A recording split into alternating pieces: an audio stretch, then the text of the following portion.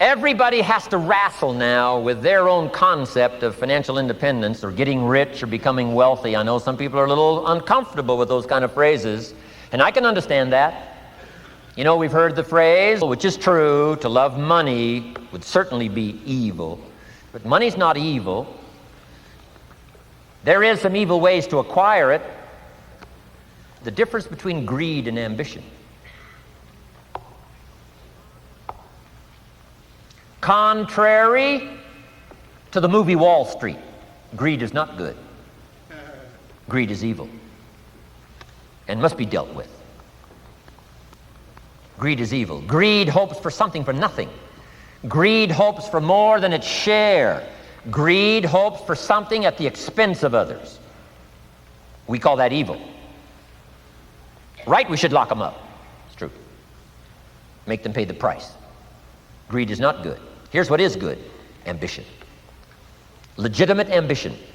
Legitimate ambition says, I only want something at the service of others.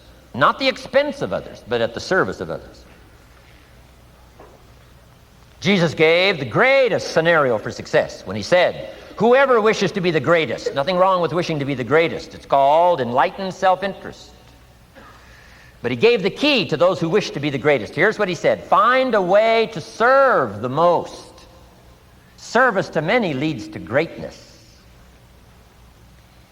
Not the expense of many. Not at the calamity of many. The greed for power caused Stalin, in his day and time, to kill 30 million of his own countrymen. His greed and lust for power was so powerful. It is true. Absolute power corrupts absolutely. Stalin, probably one of the best examples. He was willing to kill 30 million of his own countrymen to satisfy his greed for power. Power at the expense of others, not at the service of others, but at the expense of others. But Jesus turns the whole scenario around and says, to be the greatest, the most powerful, is a worthy ambition as long as it's done in this mode. Here it is, at the service of many. Service to many leads to great wealth. Service to many leads to great recognition. Service to many leads to great satisfaction. If you help enough people get what they want, you can have everything you want. That's not greed. It's called legitimate ambition at the service of. But I know some people have, they're struggling with this idea, and we talk about how to get rich. I've been teaching kids, all these years.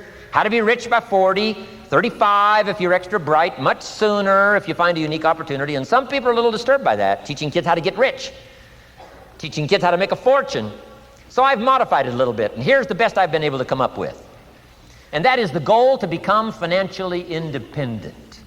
A little softer than rich, a little softer than make a fortune, and sometimes it's a little easier for it to go down, or at least comprehend, if it's put, I think, in these terms. Financial independence. Here's my definition of financial independence: the ability to live from the income of your own personal resources.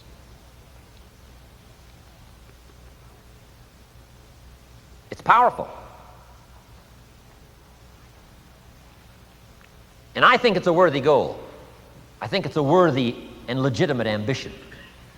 To render good service, to develop skills in the marketplace, and to become so valuable that you can have the resources, and finally, have enough resources, well invested, to where you could live independent from the income of your own personal resources.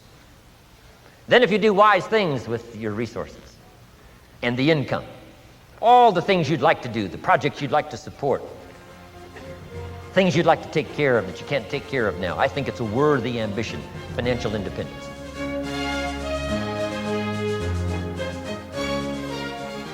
With that background, let me recommend a book for you to read. The title is The Richest Man in Babylon by George Clason. Perhaps you've already read it.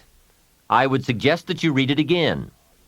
It's just a small book. You can read it in one evening. I call it the appetizer for the full discourse on the subject of financial independence.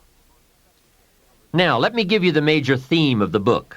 The major theme is that what you do with what you have is more important than what you have. What you do with what you get is more important than what you get. What we do with what we have says so much about us. It reveals our philosophy of life, our attitude, what we know, and what we think, and the makeup of our character. It is a reflection of what is going on inside of our head and within our value system and decision-making process. It also reveals our ability to weigh and to perceive. The outer is always a reflection of the inner. It is an indication, a reading, a revealing. It speaks, it tells, it shows. Remember that key phrase I gave you earlier? Everything is symptomatic of something, and it is symptomatic of something right or something wrong. It is a wise policy not to ignore the symptoms, for they can be early signs of a poor choice of philosophy, or a sign that something important is being misread, misunderstood, miscalculated. So of all places, take a look here. What you are doing with your money says something about you. Now, what you're doing may be okay. All I'm suggesting is that you take a look. Let me give you some of the details of a good financial plan as suggested by Clayson's book. First, a very broad but important statement. Learn to live on 70% of your net income. Net meaning the money you have left after paying your taxes. The reason it's 70 is because you're going to be doing some very special things with the 30%. So what's left, 70%, is yours to spend. Now let's talk about the all-important subject of how you allocate the 30%. I remember one day saying to Mr. Schoaf, if I had more money, I would have a better plan. He said to me, Mr. Rohn, I would suggest that if you had a better plan, you would have more money. So it's not the amount that counts, it's the plan that counts. It's not what you allocate, it's how you allocate it. Here's the first part of the allocation process. Of the 30% you're not spending, 10% should go to charity, giving back part of what you have taken out to help those who cannot help themselves. I think that's a good percentage. Now, you can pick your own percentage. It's your life, and it's your plan. But giving your money to a church or to an institution is a good idea. More often than not, they can find the people who are in need.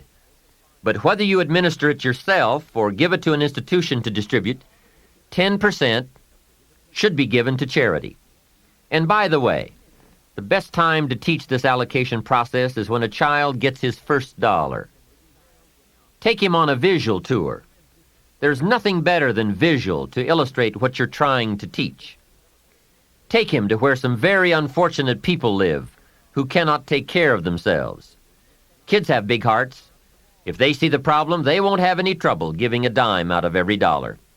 And one more thing. The time to start this is when the amounts are small. It's pretty easy to flip a dime out of a dollar, and it's a little more difficult to give away 100,000 out of a million. You say, oh, if I had $1 million, I'd give 100,000. I'm not so sure. That's a lot of money. Best we start you early, so you will have the habit before the big money comes your way. Now, here is what to do with the next 10%. Set aside 10% for capital you manage. That is, capital you find ways to utilize. Do some buying and selling yourself. Buy something, fix it, and sell it. Engage in commerce, even if it's only a part-time venture.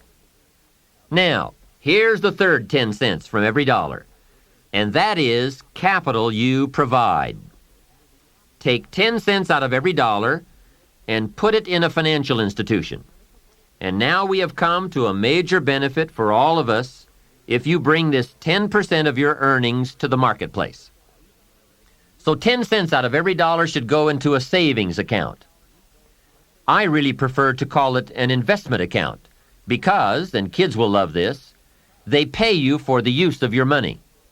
You can get back the money you loaned, and you will have more profit from what you are paid for the use of your money.